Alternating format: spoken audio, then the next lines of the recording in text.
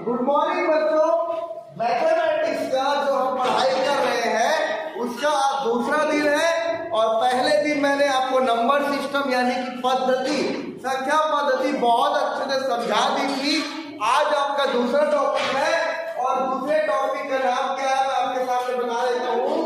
Four fundamental operation और whole number, है ना। फोर फंडामेंटल ऑपरेशन और होल नंबर यानी कि होल नंबर में क्या करना है, फंडामेंटल ऑपरेशंस करने हैं, है ना।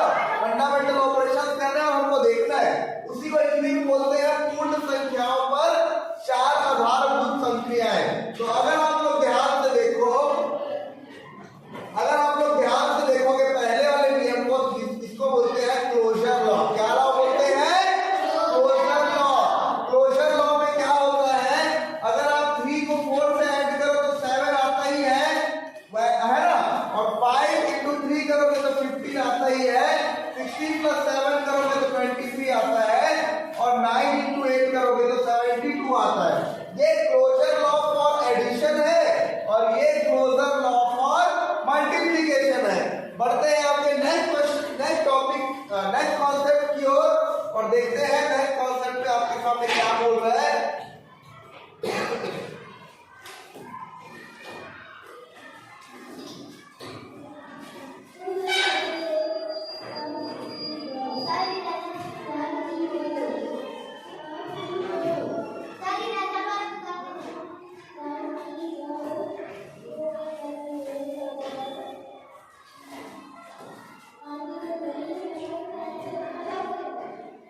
चलो नेक्स्ट आपके सामने कॉन्सेप्ट हो जाएगा बच्चों।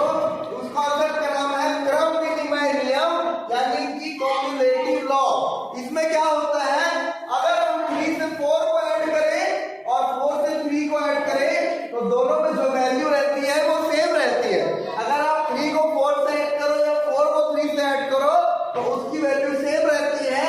देखो दूसरा एग्जांपल मैंने आपके सामने लिखा है, 13 को 17 से ऐड करोगे या तो 17 को 13 से ऐड करोगे तो दोनों में उसकी वैल्यू क्या रहेगी, सेम रहेगी। वैसे ही अगर हम गुणा का देखें तो पाते हैं बच्चों कि 5 into 3 करेंगे तो भी 15 आएगा और 3 into 5 करेंगे तो भी 15 आएगा। 4 into 6 करेंगे तो कितना आएगा बताओ, 24, है ना। और 6 into 4 करेंगे तो भी 24 आएगा। तो ये आपका क्रम विनिमय नियम है यानी कि कॉम्युलेटिव लॉ है। तीसरा और सबसे इंपॉर्टेंट, इसका एक क्वेश्चन हम लोग सॉल्व करेंगे, बड़े ध्यान से सुनना। ये जो आपके सामने मैंने लिखा है साझार्य नियम यानी कि एसोसिएटिव लॉ, इसका यूज हम एक क्वेश्चन में करेंगे। एक आपके सामने क्वेश्चन है जिसमें पूछा गया है कि ये कौन सा नियम है, तो उसका आंसर साझार्य नियम आएगा। साझार्य नियम में क्या होगा, देखो ब्रैकेट में 3 + 5 है और बाहर में 2 है ना। तो 2 में आप प्लस करोगे 3 + 5 को तो भी उसकी वैल्यू वही रहेगी जो 2 + 3 को ऐड करने के बाद उसको 5 से ऐड करने के बाद जो वैल्यू रहेगी, इन दोनों की वैल्यू सेम रहेगी। और अगर हम प्लस की बात करें तो ऐसा आएगा और अगर हम मल्टीप्लिकेशन की बात करें तो 2 into 3 into 5 करोगे और इधर भी 2 into 3 into 5 करोगे। पहले ब्रैकेट में 3 into 5 करोगे, 2 को बाहर लोगे। दूसरे में क्या करना है, ब्रैकेट में 2 into 3 को लेंगे और into 5 को उसके बाहर लेंगे। ये आपका क्लोजर लॉ, क्रम विनिमय लॉ और साझार्य नियम हो गया। जल्दी से मैं रिवाइज कर देता हूँ। क्लोजर लॉ में क्या होता है, 3 को 4 से ऐड करेंगे तो 7 आएगा, 5 को 3 से इंटू करेंगे तो 15 आएगा। दूसरा कॉम्युलेटिव लॉ यानी कि क्रम विनिमय नियम को हम देखेंगे तो ध्यान से समझना। 3 को 4 से ऐड करें या 4 को 3 से ऐड करें, वैल्यू रिमेन सेम। 5 को 3 से मल्टीप्लाई करें, 3 को 5 से मल्टीप्लाई करें, वैल्यू रिमेन सेम। साझार्य नियम यानी कि एसोसिएटिव लॉ कहता है कि अगर आप 3 + 5, 2 में 3 + 5 को ऐड करोगे तो उसकी वैल्यू सेम वही होगी जो 2 + 3 को ऐड करके 5 में करोगे। तो ये आपका तीनों क्या बोलते हैं, लॉ हो गया। अब हम आ जाते हैं उदाहरण में, हम आ जाते हैं नए कॉन्सेप्ट पे और देखते हैं कि क्या कहते हैं आपका नए कॉन्सेप्ट। पहला मैंने आपके सामने लिख दिया है बच्चों, यहाँ लिखा है 20 से 120 तक के बीच ऐसी कितनी संख्याएं हैं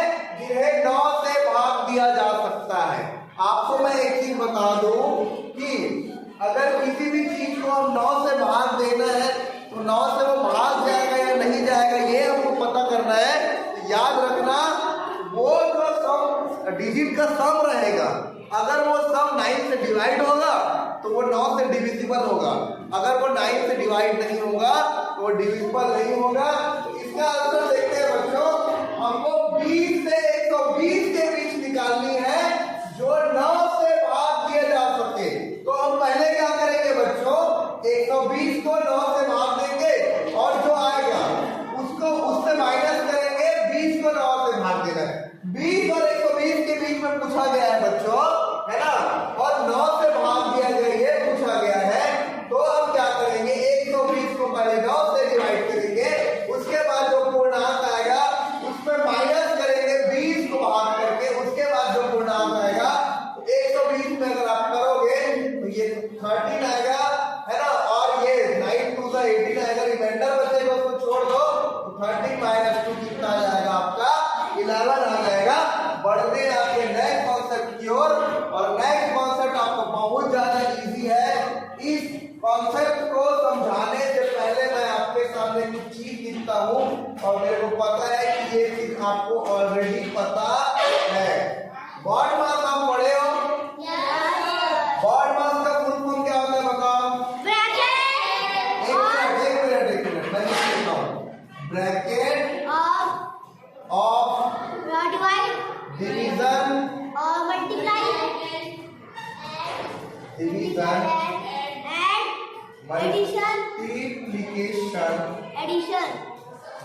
A stands for addition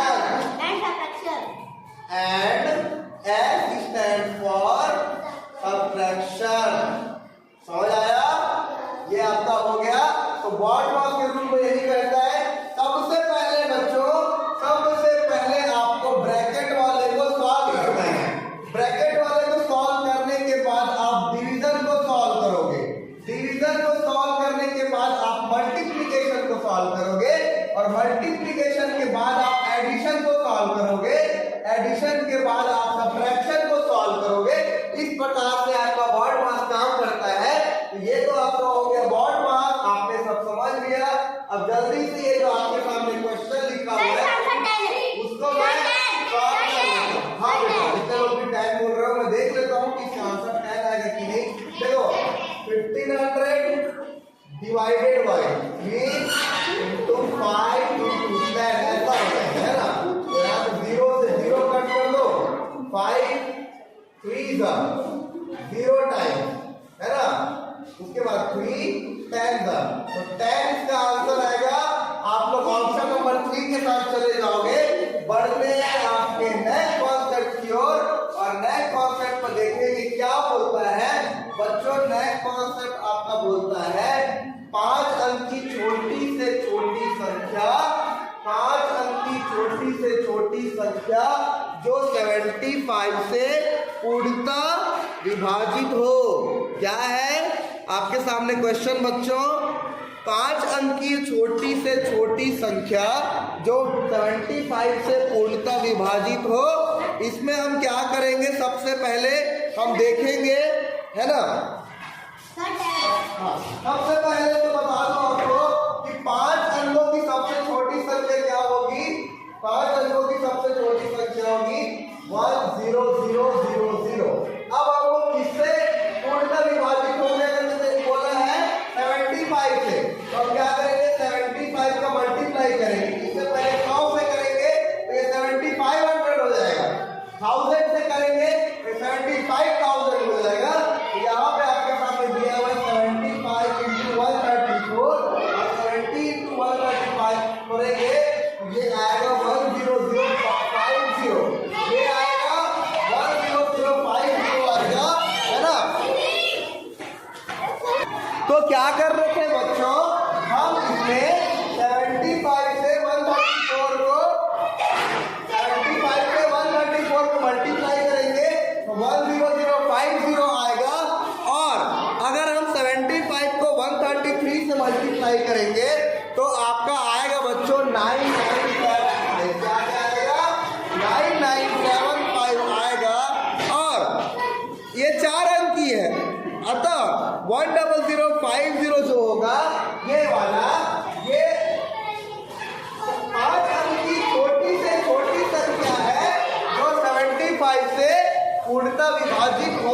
ठीक है। बढ़ते हैं आपके नेक्स्ट क्वेश्चन की ओर। नेक्स्ट कॉन्सेप्ट आपके सामने बोलता है कि 8, 9, 3, 6, 4, 5 और 6, 3, 5, 4, 8, 9 के योग से जो संख्या घटाने पर संख्या प्राप्त होती है वो संख्या, सबसे पहले इन दोनों को जोड़ लो, है ना। 8, 9, 3, 6, 4, 5, इसमें आपको किसको ऐड करना है? 6, 3, 5, 4, 8, 9 को आपको ऐड करना है। चलो मैं ऐड कर देता हूँ, और ऐड करने के बाद मेरा आंसर कितना है? 9, 5 कितना होता है? 14 का 4 कैरी 1, 8, 1, 9, 9, 4, 13 कैरी 1, 6, 4, 10, 1, 11, 11 का 1 यहाँ कैरी 1, 5, 1, 6, 6 plus 3 9, 9 plus 3 कितना होता है आपका? 12, 12 का 2 कैरी 1, 8 plus 1 9, 9 plus 6 15। तो आपका आ गया 1, 5, है ना। क्या आ गया बच्चों? आपका आ गया 1, 5, 2, 9, 1, 3, 4। अब हमको क्या पूछा है? हमको यहाँ पे पूछा है बच्चों, हमको यहाँ पे पूछा है कि क्या ऐसा घटाएं कि ये आ जाएगा। तो हम क्या करेंगे बच्चों? हम इसमें 1, 5, 2, 9, 1, 3, 4 में इसको माइनस कर देंगे। 1, 0, 0, 0, 0, 0, 0 को अगर हम माइनस करें, 4 में 0 जाएगा 4, 3 में 0 जाएगा 3, 1 में 0 जाएगा 1, 9 में 0 जाएगा 9, 2 में 0 जाएगा 2, और 15 में 10 जाएगा बचेगा 5। तो 5, 2, 9, 1, 3, 4 आपका फोर्थ ऑप्शन दिख रहा है। आप लोग चले जाओगे फोर्थ ऑप्शन के साथ। बढ़ते हैं आपके नेक्स्ट क्वेश्चन की ओर, और नेक्स्ट क्वेश्चन आपको कहता है कि 1 और 100 के बीच ऐसी कितनी संख्याएं हैं? 1 और 100 के बीच ऐसी कितनी संख्याएं हैं जो 6 से पूर्णतः विभाजित हो गई? यानी कि 1 से लेके 100 तक की हमें संख्याएं बतानी है जो 6 से पूर्णतः विभाजित होगी। चलो कुछ मैं लिख देता हूँ। पहला तो 6 होगा, दूसरा आपका क्या होगा? 12 होगा, उसके बाद तीसरा क्या हो गया? 18 होगा, फिर फोर्थ क्या हो गया?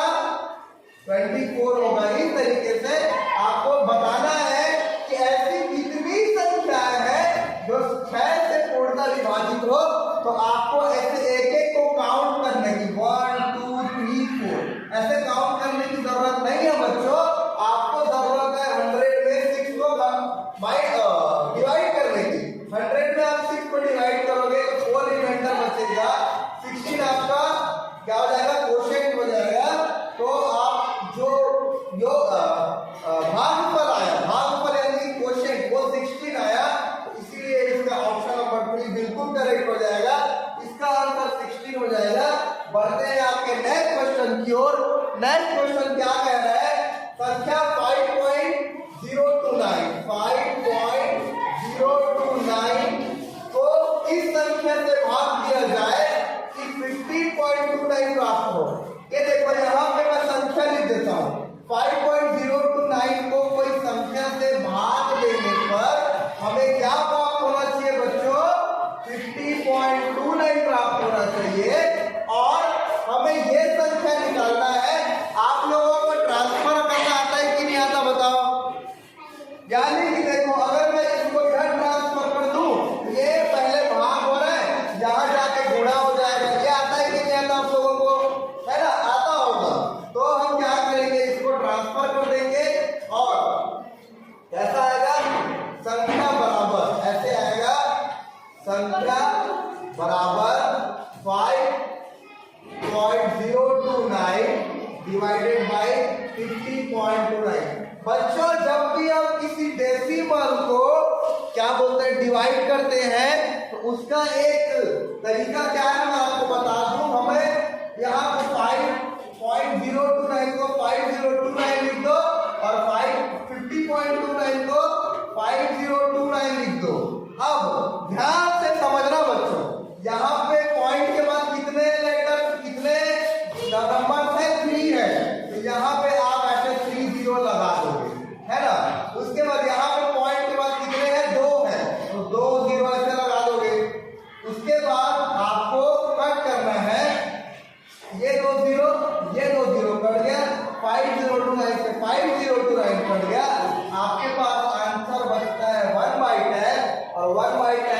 बोलते हैं बच्चों 0.1 और 0.1 आपका ऑप्शन नंबर 2 में दिख रहा है, तो इसीलिए आपका ऑप्शन नंबर 2 जो है वो बिल्कुल करेक्ट हो जाएगा। बढ़ते हैं आपके नेक्स्ट क्वेश्चन की ओर। नेक्स्ट क्वेश्चन में आपके सामने बच्चों लिखा है कि 4 अंकों की न्यूनतम संख्या, 4 अंकों की न्यूनतम संख्या में ऐसी कौन सी 4 अंकों की न्यूनतम संख्या में ऐसी कौन सी न्यूनतम संख्या जोड़ी जाए ताकि प्राप्त संख्या 75 से पूर्णतः विभाजित हो। चलो ये जो क्वेश्चन आपके सामने पूछा गया है कि 4 अंकों की, है ना, 4 अंकों की न्यूनतम संख्या में ऐसी कौन सी न्यूनतम संख्या जोड़ी जाए ताकि प्राप्त संख्या 75 यानी कि 75 से विभाजित हो। तो हम क्या करेंगे बच्चों, 4 अंकों की सबसे छोटी संख्या क्या है 1000 यानी कि 1000। तो हम क्या करेंगे 1000 से 75 को डिवाइड कर देंगे, यहाँ पे क्वेश्चन 13 आ गया और हमारे सामने रिमाइंडर आ गया 25। क्या आ गया बच्चों, रिमाइंडर आ गया 25। अब हमको ऐसी संख्या निकालनी है तो हम क्या करेंगे 75 माइनस 25 करेंगे और 75 माइनस 25 करते हैं तो हमारे पास आंसर आता है 50। आपके ऑप्शन में 50 नहीं दिया, ऑप्शन में यहाँ लिखा नहीं हूँ, इसीलिए इसका आंसर जो है वो 50 आ जाएगा। बिल्कुल सही हम लोग जा रहे हैं। 50 जोड़ने पर वो जो संख्या है वो पूरी की पूरी की तरह डिवाइड हो जाती है। बढ़ते हैं आपके नेक्स्ट क्वेश्चन में और नेक्स्ट क्वेश्चन में हमारे सामने ये लिखा हुआ है क्वेश्चन है बच्चों कि प्रथम 10 अभाज्य संख्या।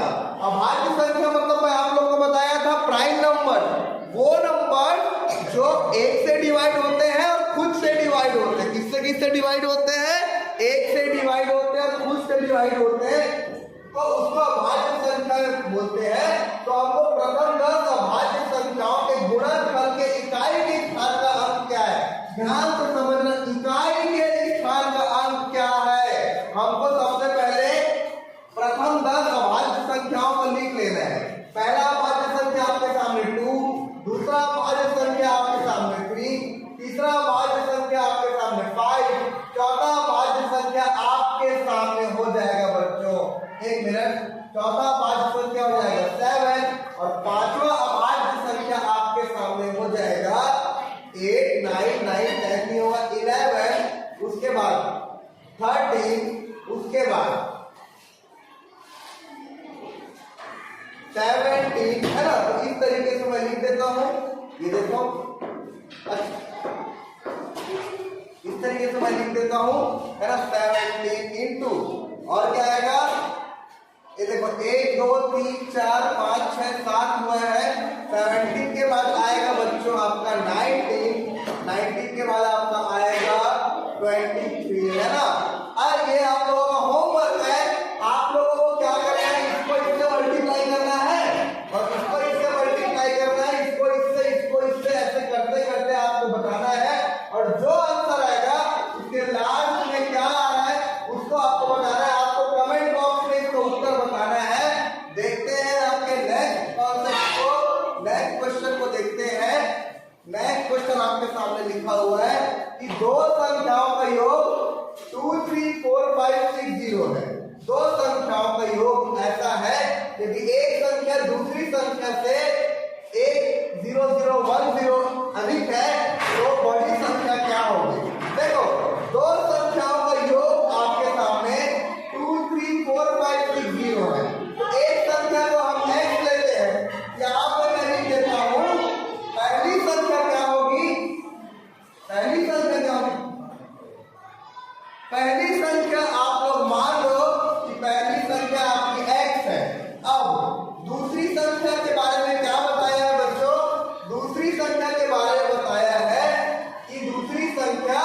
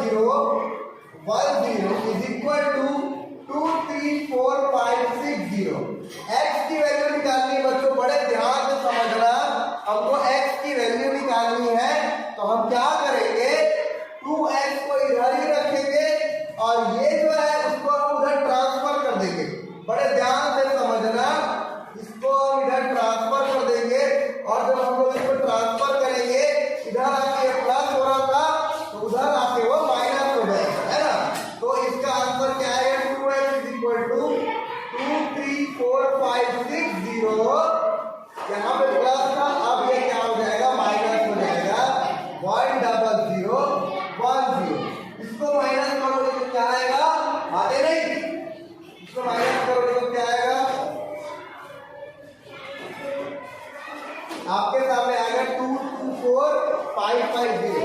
ये आपकी 2x की वैल्यू है बच्चों, है ना, ये आपकी 2x की वैल्यू है। अब आपको x की वैल्यू निकालनी है, तो x की वैल्यू क्या आ जाएगी, 224550 डिवाइडेड बाई 2।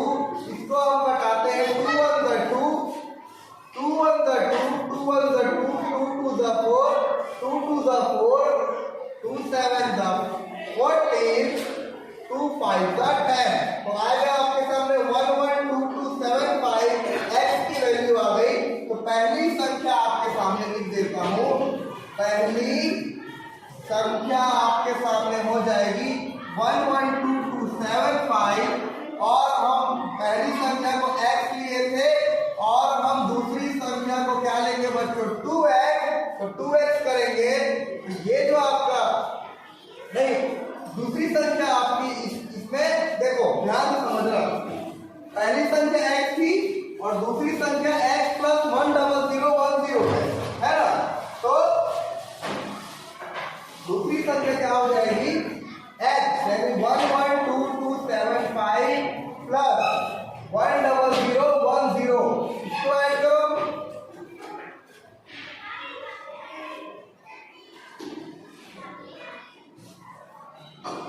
ये आएगा 122285 आपका आंसर आ जाएगा, है ना। तो ये बिल्कुल करेक्ट है। और बढ़ते हैं आपके नेक्स्ट कॉन्सेप्ट की ओर और देखते हैं कि नेक्स्ट कॉन्सेप्ट में क्या बोल रहा है।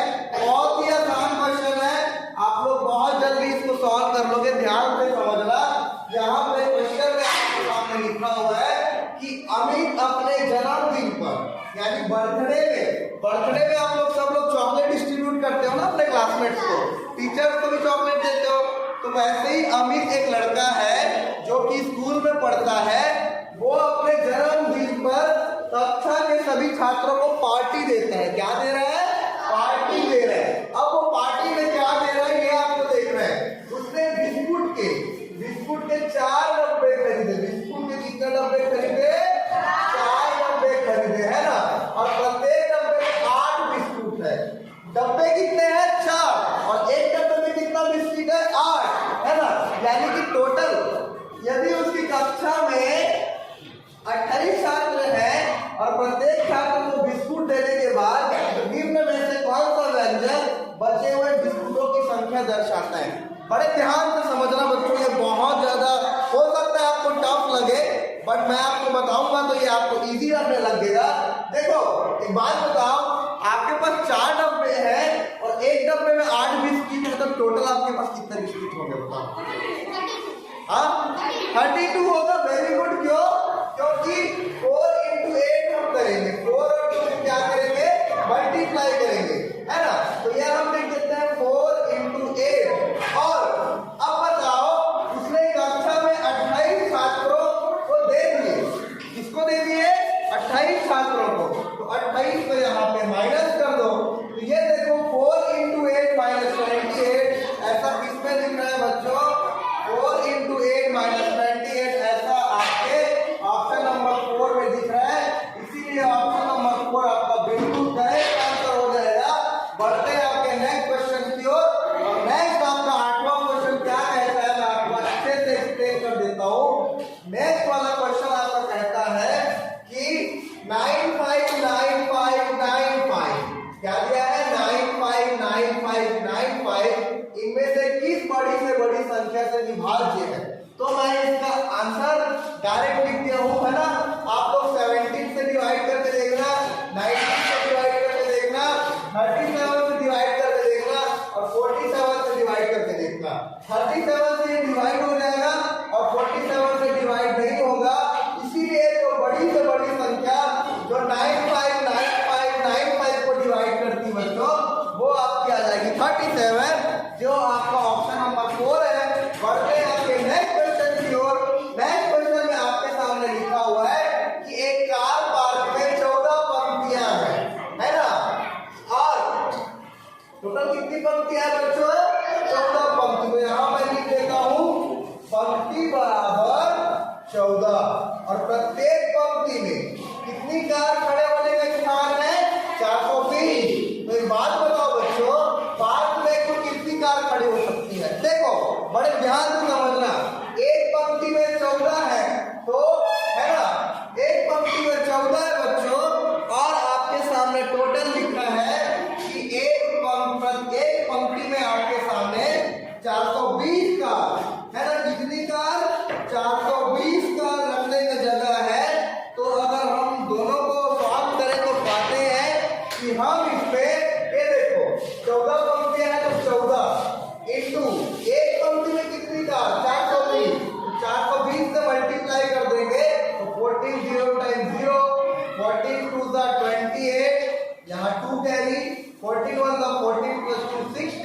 यानी कि 1680 आपका आ जाएगा। एक मिनट, यहाँ पे आंसर 5880 आ रहा है, मैं देख लेता हूँ, चेक कर लेता हूँ। हाँ हाँ, क्या आंसर आएगा? 5880 आएगा। रुको, मैं 40 इंटू 1, अच्छा मैं 420 लगा 120 लिख दिया हूँ, तो मैं फिर से इसको कर लेता हूँ, है ना। चलो 14 इंटू 420 आप करेंगे। अब चलो करो, है ना। 14 0 टाइम्स 0, 14 2 28, यहाँ पे 2 कैरी दे दिए। अब 14 4 का आप निकालोगे 56 होता है, 56 प्लस 2 हो जाएगा 58, और 58 आपका ऑप्शन नंबर 1 में है, तो इसीलिए आपका ऑप्शन नंबर 1 बिल्कुल करेक्ट हो जाएगा। बढ़ते हैं आपके नेक्स्ट इजीएस्ट क्वेश्चन की ओर। बहुत ज्यादा इजी क्वेश्चन है। यहाँ पे आपके सामने क्वेश्चन में क्या लिखा है मैं आपको बता देता हूँ, है ना। क्वेश्चन में आपके सामने लिखा है बच्चों कि एक स्कूल में 26 कमरे हैं। एक स्कूल में कितने कमरे हैं? 26 कमरे। टोटल कितने कमरे हैं? 26 कमरे, और प्रत्येक कमरे में 4 पौधे लगाए हैं। एक कमरे में, एक स्कूल में कितने कमरे हैं? 26 कमरे, और एक कमरे में 4 पौधे लगाए गए हैं। यदि एक पौधे में 2 कप पानी डाला जाता है तो कुल कितने कप पानी सभी पौधों को चाहिए? सबसे पहले तो हम ये देख लेते हैं कि 26 कमरे हैं और 4 पौधे हैं, तो इसका आंसर क्या हो जाएगा? 4 6 24, 4 2 8 प्लस 2 10, आपका 104 आएगा। और मैं एक चीज बता दूं कि अगर एक उसमें 104 लगता है तो टोटल आपके सामने कितने हैं बच्चों? एक पौधे में 2 कप पानी डाला जाता है, और टोटल 104 पौधे हैं। 104 पौधे में आप 2 से मल्टीप्लाई करोगे तो हो जाएगा 2 4 8, 2 0 टाइम्स 0, 2 1 2। आपका आंसर 208 बिल्कुल करेक्ट हो जाएगा। आप लोग चले जाओगे फोर्थ ऑप्शन के साथ। बढ़ते हैं आपके नेक्स्ट क्वेश्चन की ओर और देखते हैं कि क्या कहता है आपका नेक्स्ट क्वेश्चन। मैंने आपको इससे पहले गुणा का साक्षर नियम, योग का क्रम विनिमय, गुणा का क्रम विनिमय और गुणा का संवरक नियम पढ़ाया था। मैं जल्दी से वाला टॉपिक खोल लेता हूँ, रुको। ये देखो, क्लोजर लॉ मैंने आपको एक बार फिर रिवाइज करा देता हूँ। क्लोजर लॉ में क्या होता है? 3 को 4 से ऐड करेंगे तो 7 आएगा, 5 को 3 से मल्टीप्लाई करेंगे तो 15 आएगा। कम्यूटेटिव लॉ यानी कि क्रम विनिमय नियम क्या होता है? 3 में या तो 4 जोड़ो या 4 में 3 जोड़ो, चाहे कान इधर से पकड़ो या कान इधर से पकड़ो, पकड़ाएगा तो कान ही। इसीलिए अगर आप आगे पीछे कर दो तो भी वो उसका वैल्यू चेंज नहीं होगा, और इसी को हम कम्यूटेटिव लॉ यानी कि क्रम विनिमय नियम बोलते हैं। तीसरा आपके सामने इंपॉर्टेंट हो जाएगा साक्षर नियम यानी कि एसोसिएटिव लॉ। मैंने क्लास स्टार्ट होने से पहले और जब मैं इस कॉन्सेप्ट को पढ़ा रहा था तो मैंने आपको बताया था कि साक्षर नियम यानी कि एसोसिएटिव लॉ आपका आएगा। देखो 2 प्लस ब्रैकेट में 3 प्लस 5 है, अगर हम इसको सॉल्व करें तो कितना आएगा? 3 प्लस 5 8, 8 प्लस 2 10, है ना। इसका आंसर क्या आ गया? 10। इसको सॉल्व करो, 2 प्लस 2 कितना होगा? 5, और 5 प्लस 5 कितना होगा? 10। तो आगे पीछे करने से ब्रैकेट वो करने से इसका वैल्यू चेंज नहीं होता, और इसी को हम गुणा का साक्षर नियम बोलते हैं। और ये जो आपके सामने क्वेश्चन आया था ये उसी साक्षर नियम से क्वेश्चन आया था। बड़े ध्यान से हम देख लेते हैं, उसी साक्षर नियम से कुछ क्वेश्चन आया तो उसको मैं आपके सामने ओपन कर देता हूँ। हाँ, ये देखो 11 इंटू 12 इंटू 13, इसका ब्रैकेट चेंज करने से इसका वैल्यू चेंज नहीं होगा। ये आपका गुणा का साक्षर नियम आ जाएगा। बढ़ते हैं आपके नेक्स्ट क्वेश्चन की ओर और देखते हैं कि नेक्स्ट क्वेश्चन क्या पूछ रहा है हमसे, ये आपको बता देता हूँ। यहाँ पे एक क्वेश्चन आपसे पूछ रहा है बच्चों कि यदि 3 संख्याओं का गुणनफल 7980 है, 3 संख्याओं का गुणनफल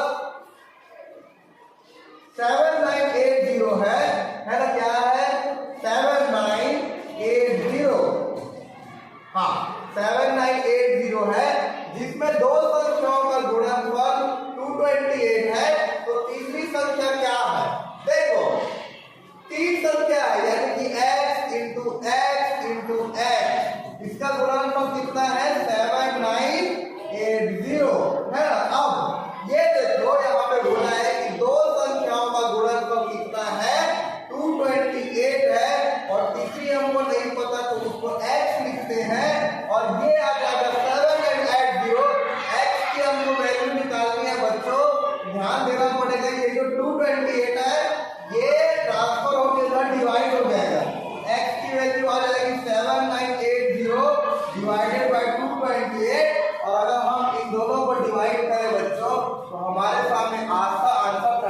वैल्यू आता है, जो कि आपका फोर्थ ऑप्शन में है। तो फोर्थ ऑप्शन आपका बिल्कुल करेक्ट हो जाएगा।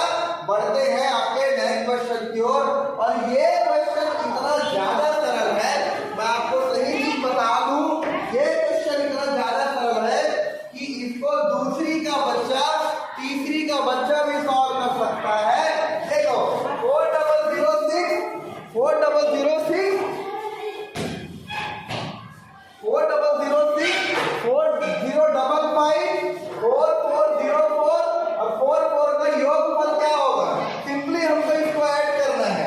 देखो 4006 इसमें हमको ऐड करना है बच्चों 4005, फिर इसमें हमको ऐड करना है 44004, फिर हमको इसमें ऐड करना है 444।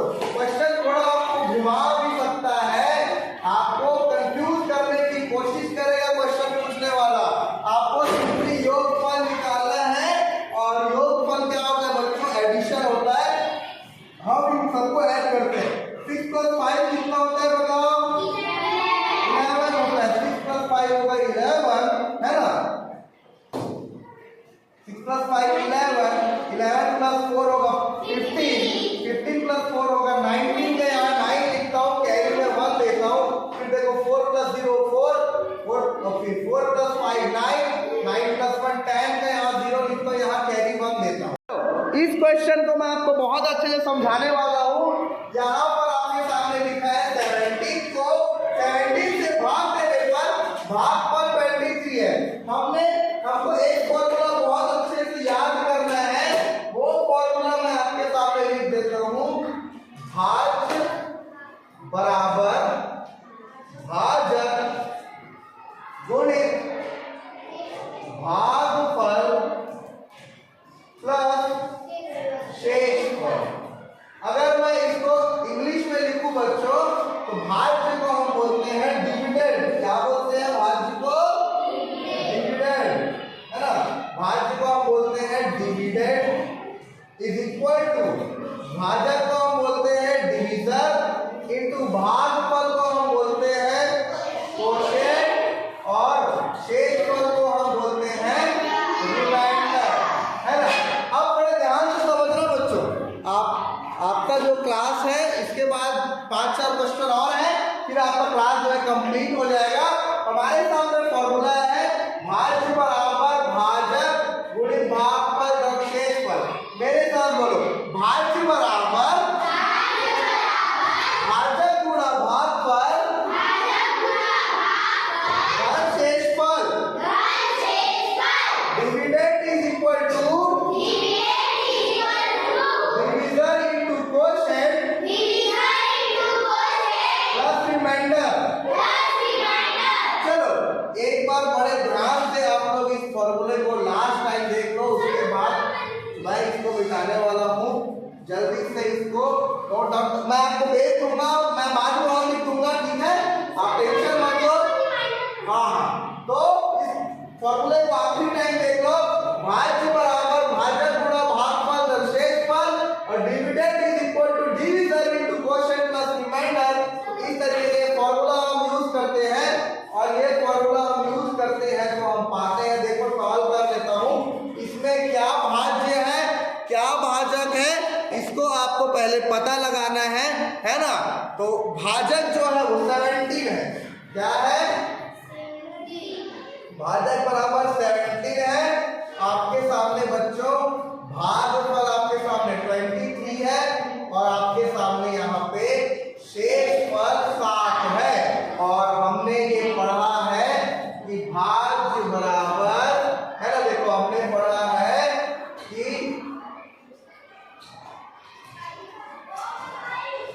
भाज्य बराबर भाजक, और बार-बार इस फॉर्मूले को लिखूंगा जब तक आप लोग को सॉल्व नहीं हो जाए।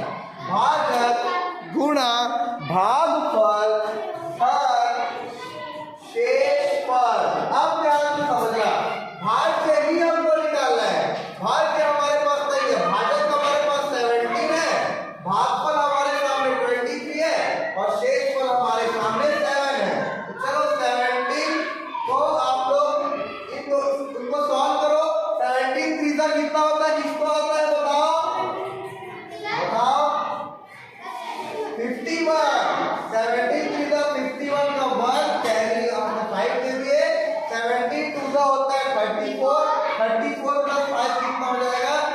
39 प्लस 7। अब 391 में 7 को ऐड करोगे तो आपका 398 आएगा। और ऐसा आपका ऑप्शन नंबर 4 कह रहा है। तो fourth one is your correct answer. बढ़ते हैं आपके नेक्स्ट क्वेश्चन की ओर। और नेक्स्ट क्वेश्चन है क्वेश्चन नंबर 15। इसमें आपके सामने क्या लिखा हुआ है बच्चों? 5618 और 3845। आपके सामने दो नंबर दे दिए हैं और इन दोनों में ऐसा क्या जोड़ा जाए कि आपको ये प्राप्त हो। देखो 5618 प्लस 3845 में मान के चलो हमने x जोड़ा है। क्या जोड़ा है? x जोड़ा है। तो x जोड़ा है तो क्या आ जाएगा? 12850। ठीक है, अब आगे के कॉन्सेप्ट को हम पढ़ते हैं। देखो 5 6 इन दोनों को हम अगर ऐड करेंगे तो 8 प्लस 4 कितना होता है? ये देखो 8 प्लस 5 कितना होता है? 13। 13 का 3 कैरी यहाँ पे 1 आ जाएगा। 1 प्लस 1 2, 2 प्लस 4 आ जाएगा 6, 8 प्लस 6 हो जाएगा 14। यहाँ कैरी 1 3 प्लस 1 4 5 4 9 हो जाएगा। Plus x is equal to 12850। अब हमें इस x की वैल्यू निकालनी है ना बच्चों, तो हमको इसको इधर ट्रांसफर करना पड़ेगा। यहाँ पे प्लस का वहां जाके माइनस हो जाएगा, है ना? वहां जाके क्या हो जाएगा? माइनस हो जाएगा। x is equal to 12850 minus 9463। अब 12850 में आप 9463 को माइनस कर दोगे और जब आप इसको माइनस करोगे तो आप पाओगे बच्चों, देखो सबसे पहले आपको माइनस करना है 10। 10 में 3 गया बच्चा 7। क्या बच्चा आपका? 7, है ना? उसके बाद 5 को मान लिए हम 15। 15 में 6 गया तो कितना बचेगा बताओ? 9। अच्छा नहीं, हाँ इसको 40 लेंगे कि 10 में 3 माइनस किए 7 आया। इसको एक कम कर देंगे तो 40 में 6 जाएगा तो आपके सामने कितना बच जाएगा? 8, है ना? उसके बाद आपका फिर से आप माइनस करोगे तो यहाँ पे 3 आएगा, यहाँ पे 3 आएगा। 3387 आपका बिल्कुल करेक्ट आंसर है। जितने लोग भी बच्चों 1 के साथ गए थे आप लोग बिल्कुल करेक्ट हो। बढ़ते हैं आपके नेक्स्ट क्वेश्चन की ओर। और ये जो क्वेश्चन है ये आप लोग खुद ही सॉल्व कर सकते हो। इतना ज्यादा ये सरल क्वेश्चन है भैया, हमको इसको सिर्फ और सिर्फ मल्टीप्लिकेशन करना है। देखो मैं कर देता हूँ आपके सामने मल्टीप्लिकेशन। 2408 इंटू 200, 2408 इंटू 200 करेंगे। सबसे पहले तो लास्ट में 2 जीरो है तो 2 जीरो लिख लो, फिर 2 का 8 के साथ मल्टीप्लाई करोगे। 8 2 8 का 16 का 6 कैरी 1 लोगे। 2 0 टाइम 0 प्लस 1 1, 2 4 का 8 और 2 2 का 4। ये आपका आंसर हो जाएगा। ऑप्शन नंबर 3 के साथ आप लोग चले जाओगे। बढ़ते हैं नेक्स्ट क्वेश्चन की ओर। और नेक्स्ट क्वेश्चन है क्वेश्चन नंबर 17। और इस क्वेश्चन नंबर 17 में बोला है कि 93.45, है ना? 93.45 को 0.015 से भाग देने पर उत्तर क्या होगा? बड़े ध्यान से समझना। डेसिमल का आपको प्लस करना भी सिखाऊंगा, माइनस करना भी सिखाऊंगा, मल्टीप्लाई करना भी सिखाऊंगा और डिवाइड करना भी सिखाऊंगा। तो चलो अभी तो हम फिलहाल इस क्वेश्चन में डिवाइड करके देखते हैं कि क्या है। देखो जब भी हमको पॉइंट वाले चीजों को डिवाइड करना होता है तो हम क्या करते हैं, यहाँ पे देखो पॉइंट के बाद देखो इसको हम ऐसे ही पूरा लिख लेते हैं पॉइंट को छोड़ के। इसको 93.40 को 9345 लिखो और 0.015 को 15 लिखो। यहाँ पे पॉइंट के बाद दो संख्या है, यहाँ पे 100 से मल्टीप्लाई कर दो।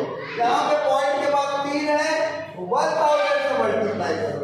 अब चलो कटाते हैं बच्चों। 2 0 कट गया, 2 0 कट गया, है ना? 2 0 कट गया। अब ये टैग बचा। अब देखो 5 3 का 15, 5 2 का 10, है ना?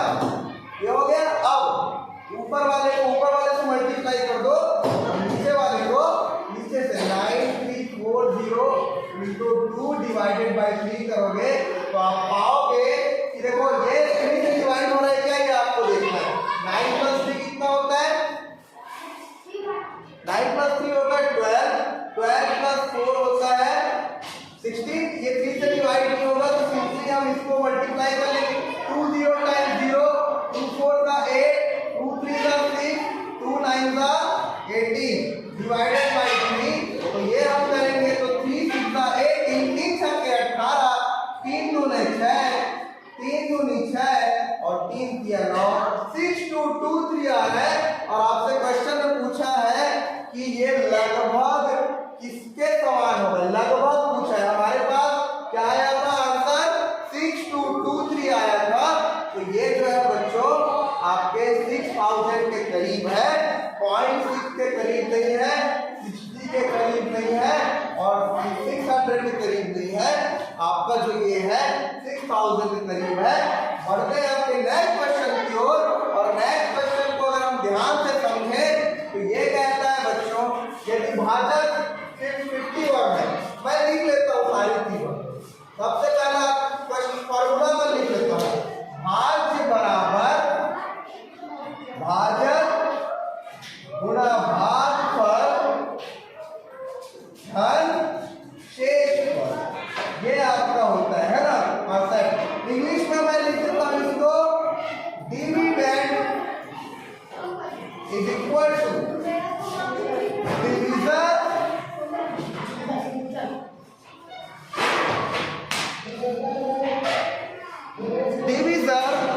into quotient plus remainder। क्या आएगा रिमाइंडर। ठीक है, अब देखो ध्यान से, आपके सामने भाज्य नहीं दिया है तो भाज्य की जगह हम भाज्य लिख लेंगे। भाजक आपके सामने 51 दिया है, भागफल आपके सामने 16 दिया है और शेषफल आपके सामने 27 दिया है। चलो अब आगे देखते हैं, 51 into 16 करते हैं। ठीक है, उसमें 27 हमको ऐड करना है।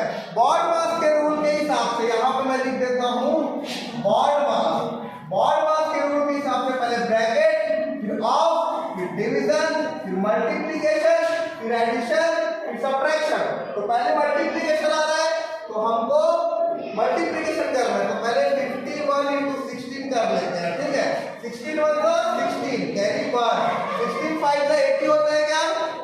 हाँ, 16 5 से 80 और 1 जोड़ेंगे तो 81 हो जाएगा।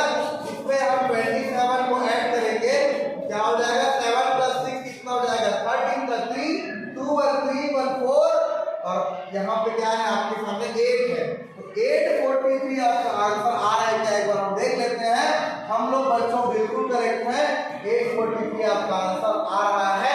बढ़ते हैं आपके नेक्स्ट क्वेश्चन की ओर। और नेक्स्ट क्वेश्चन ये नया कॉन्सेप्ट है, इसको मैं आपको बहुत अच्छे से समझाने वाला हूँ, बहुत ही ज्यादा अच्छे से समझाने वाला हूँ। -1 को देखो, -1 है आप लिखा है, -1 को -1 से 100 बार गुणा किया जाए तो गुणनफल क्या है? देखो, -1 को -1 से एक बार मल्टीप्लिकेशन करेंगे तो माइनस माइनस क्या हो जाता है प्लस, तो माइनस माइनस प्लस हो गया। अच्छा, -1 into -1 into -1 3 बार करेंगे तो ध्यान से समझना बच्चों, 3 बार अगर हम करेंगे तो -1 into -1 कितना हो जाएगा +1 हो जाएगा। और +1 into -1 आपको पता है माइनस माइनस प्लस होता है और प्लस माइनस माइनस होता है और प्लस प्लस प्लस होता है और माइनस माइनस प्लस होता है। तो -1 into -1 हो जाएगा आपका 1, 1 into -1 आपको हो जाएगा -1। फिर आप एक बार किए है ना, 2 बार किए, अब 4 बार करो, -1 into -1 into -1 into -1। ये आप करोगे तो -1 into -1 आपका +1 हो जाएगा, -1 into -1 आपका +1 हो जाएगा और +1 into +1 करोगे 1 आ जाएगा। तो हमने एक चीज देखा बच्चों कि अगर हम एक बार करें है ना, एक बार करें तो ये अगर नहीं, मैं इसको लिखता हूं, अगर हम सम बार करें, सम यानी कि होता है इवेंट टाइम्स हम मल्टीप्लाई कर रहे हैं तब हमको पॉजिटिव मिल रहा है। और अगर हम विषम बार करें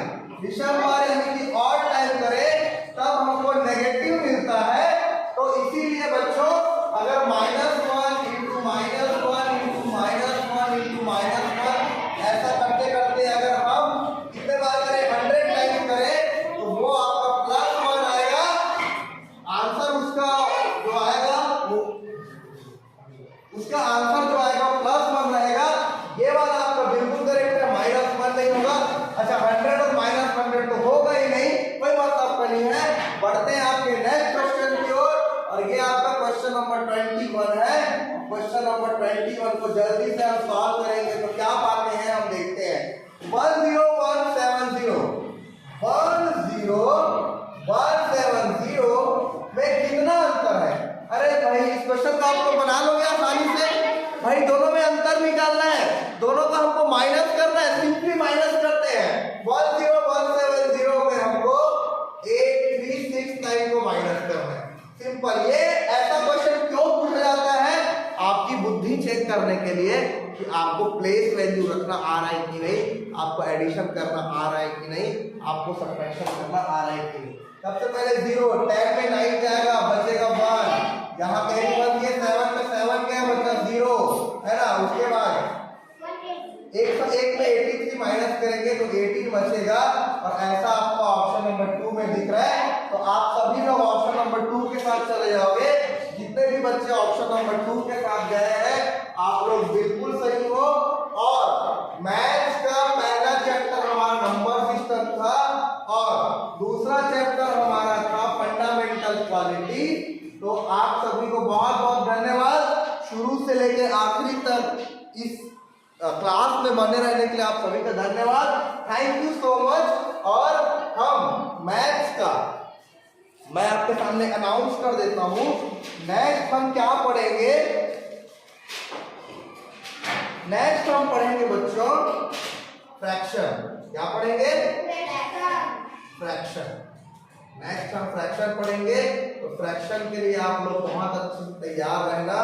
आज की क्लास में यही खत्म करता हूँ, है ना। खत्म यहाँ पे आज की क्लास होती है। तो आप सभी को थैंक यू सो मच। और जितने लोग सामने बैठे देख रहे हो वो लोग अच्छी बात है, समझ में तो आया होगा। और जितने लोग बाद में रिकॉर्डेड क्लास देख रहे हो तो आप लोगों को मैं होमवर्क भेज दूंगा। ये सारे क्वेश्चन जो मैं कराए वो सारे आपके ग्रुप में भेज दूंगा। आप लोग पहले बुक का सॉल्व करना, उसके बाद मेरी वीडियो देखना, और बुक का सॉल्व करने के बाद मेरी वीडियो देखने के बाद जब आप सॉल्व करोगे तो आप पाओगे कि आपका सारा सवाल हल हो गया है बहुत आसानी से। तो ठीक है, आज की क्लास हम यहीं पे खत्म करते हैं। तब तक के लिए जय हिंद, जय भारत।